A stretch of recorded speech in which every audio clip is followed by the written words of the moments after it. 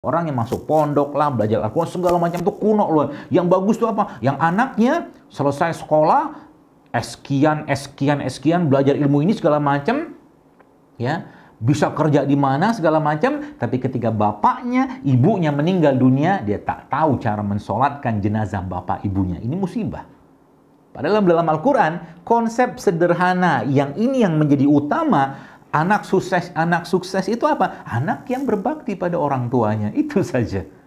Jadi anak sukses itu anak yang berbakti. Mau sekolah kayak apa juga, kalau dia durhaka sama orang tua, bukan anak yang sukses. Nah, itu dalam Al-Quran ada semua. Ya, termasuk dalam urusan kesehatan, termasuk dalam urusan menjaga kekebalan tubuh kita. Nanti kita akan bahas itu semua. Jadi bos sekalian, kolbu tadi sebagaimana saya jelaskan, ada penyakit, ada syubhatnya, ada syahwatnya. Obatnya apa? Islam mengajarkan. Obatnya dua, yaitu Al-Quran ini, yang pertama ini, yang kedua adalah Islam. Islam maksudnya agama itu ad-dinu nasihah, kata Nabi.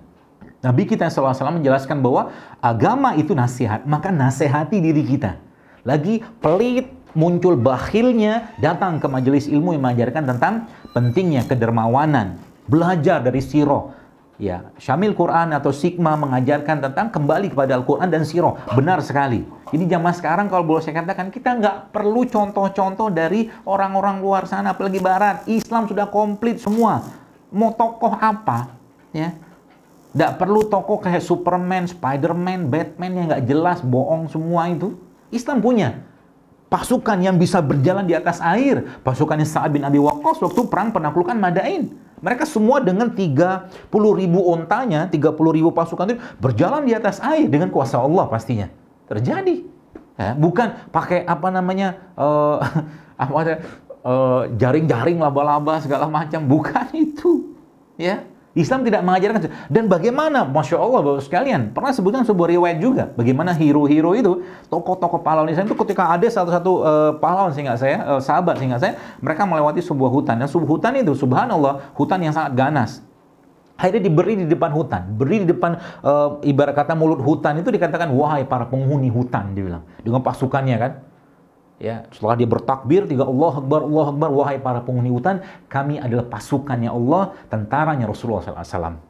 Dan kami ingin melewati tempat ini, maka berilah kami, atau lapangkanlah jalan kami untuk sampai ke tepi hutan sebelah sana. Dan apa yang terjadi? Ini bukan kisah Israiliyat, Pak. Bukan. Ya. Tapi ini kisah benar. Subhanallah, akhirnya apa? Ketika, sehingga saya Abdullah nama sahabat tadi, apa yang terjadi? Ketika sudah mulai seperti tiba-tiba itu hewan-hewan hutan, mau jinak, mau hewan buas, itu berjejer seakan-akan membuat jalan sampai ke tepi hutan yang sananya. Kenapa? Karena imunitas iman mereka yang luar biasa. Sebagaimana Ibnu Qayyim al-Jauziyah pernah menyebutkan dalam sebuah kisahnya ketika beliau, ya rahimahullah, dia kena demam, lalu dia katakan tidak ada obat apapun, dia akhirnya mengambil air Zam-Zam. Kemudian dia membacakan Al-Fatihah dan diusapkan ke seluruh badannya. Subhanallah, dengan kuasa Allah akhirnya demam tadi turun.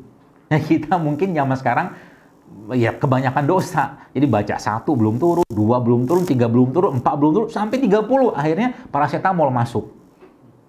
Makanya kita mau kembalikan nih generasi kepada Al-Quran. Sehingga nanti apa? Dia tahu bahwa yang menyembuhkan penyakitnya bukan obat, bukan sarana, tapi Allah yang berkehendak. Allah Syafi' yang menyembuh. Faiza maritu fahuwa yashfin. Itu salah satu konsepnya, akidah atau tauhid, Bapak sekalian. Maka Bapak sekalian, kembali ke tadi. Jadi dalam Islam sebenarnya kolbu itu jauh lebih penting daripada raga kita. Coba saya tanya. Mungkin kalau masih ingat ya, mudah-mudahan masih ingat. Syarat diterimanya amal ibadah itu ada berapa? Ada 2. Yang pertama ikhlas, karena Allah. Ini kan ibadah hati, ikhlas ini ibadah hati. Ya. Yang kedua apa? Ittiba'ur Rasul, mengikuti Rasul SAW. Ya. Jadi kolbu itu jauh lebih penting, dan kekebalan mukmin itu ada pada kolbunya. Sering saya sampaikan, iman is your immunity. Pertanyaan, meningkatkan iman dengan cara apa? Al-Quran jawabannya.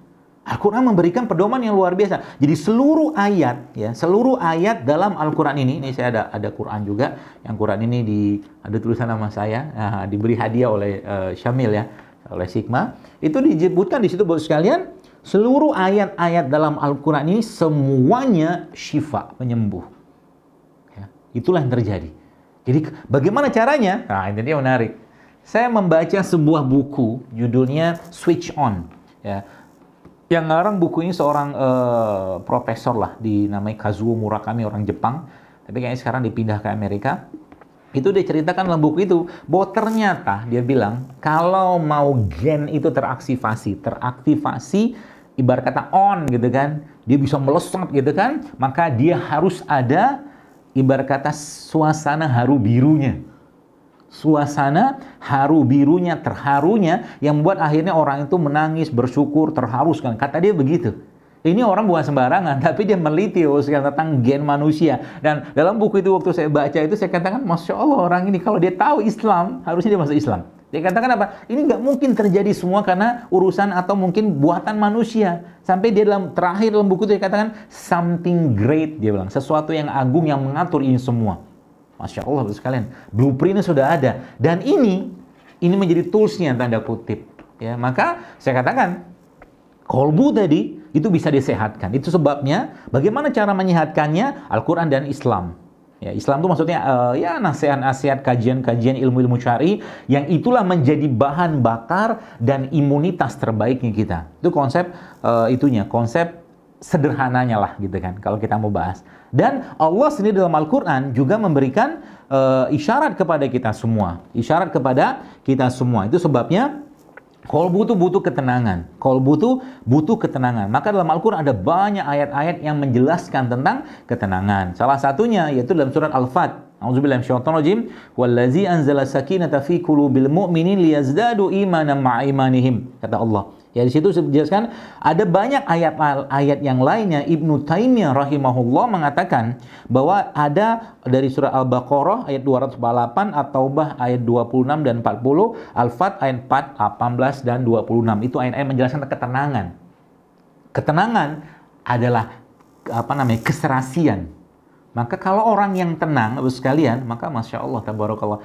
Kalau Anda pernah membaca, atau mungkin saya yakin pernah membaca kisah-kisah para sahabat, ada dua orang sahabat yang mereka saling di perang Khandak, seingat saya, itu saling perang Khandak, perang Ahzab gitu, itu mereka saling bergantian menjaga perang saat itu, dan salah satu sahabat tadi itu akhirnya terkena panah. Dan dia mengatakan apa? Kalaulah bukan karena aku ingin menyelesaikan surat Al-Quran ini, maka aku selesaikan. Tapi subhanallah, dalam keadaan terkena panah, sekalian, ya, dia bisa mendapatkan, mungkin kalau bahasa kita tuh anestesi gitu kan, analgetik yang luar biasa dari Al-Quran yang dia baca. Dari Al-Quran yang dia baca. Itu sebabnya kalau kita bicara Al-Quran secara fisik, ya, imunitas dari Al-Quran secara fisik, maka akan ada ketenangan, ada keyakinan, ada harapan di situ. Kan tenang semua. Ketenangan, keyakinan, harapan. Innallaha yudkhilul ladzina amanu wa amilus solihati jannatin tajri min tahtil anhar yuhallawna fiha min asawira min zahabin wa lu'lu'a wa libasuhum fiha harir. Kata Allah begitu. Orang-orang yang ingat Allah, hatinya tenang, ya. Allazina tatmainu qulubuhum bi dzikrillah. Ala bi dzikrillah tatmainul qulub. Ya, bahwa ternyata dengan mengingat Allah hati menjadi tenang. Tenang tuh dalam terminologi, bahwasanya gini lah, nggak usah jauh-jauh deh. Ada penelitian yang pernah saya baca dalam sebuah buku tentang hormon bahagia. Jadi penelitian itu menyebutkan bahwa ternyata Masya Allah, ya, ada dua kelompok penderita diabetes. Yang pertama ditontonin film perang, ya, dengan kadar gula yang sama. Yang kedua ditontonkan film komedi atau film lucu gitu kan, dan dua-duanya kemudian dicek pasca nonton tadi, itu ternyata yang nonton film perang gula darahnya naik semua. Coba, Masya Allah. Jadi hati-hati dengan panca indera, ya. Kayak zaman sekarang nih, tiap hari nontonin misalkan orang yang mati COVID sekian, misalkan orang lagi di atas kereta tumbang mati. Saya sih nggak mau nonton begituan, ngapain? Kalau bahasa ibu saya tuh mau mati aja lah. Mau ada COVID, mau ada kopot, mau ada apa, mati gitu loh. Kok sesusah hati? Udah ajal aja. Mau pakai masker, tapi ikhtiar, waspada tetap, ya. Tetap harus kita kerjakan sebagai bagian dari tawakal kita kepada Allah. Ya, jadi bukan dikit-dikit takut, sampai Masya Allah, saya kadang kemarin pas mau makan di mana gitu, Bekasi gitu kan, itu ada satu tempat parkir sekalian, itu kan biasa kita pencet pakai tangan atau apa gitu kan, tombol tiket disediakan sama dia toothpick, tusuk gigi gitu loh.